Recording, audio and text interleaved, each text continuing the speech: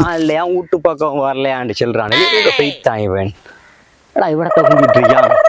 கோப்பம் நாம இனி வீட்டையும் போக தேவையில்ல ஒரு இடத்தையும் போக தேவையில்ல என்னண்டா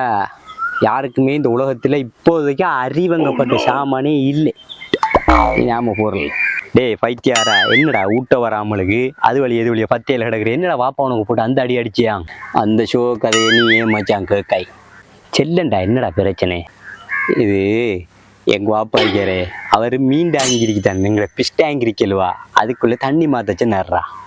அப்போ எனக்கு ஒரு யோசனை வந்துச்சுடா கடல்ல மீனெல்லாம்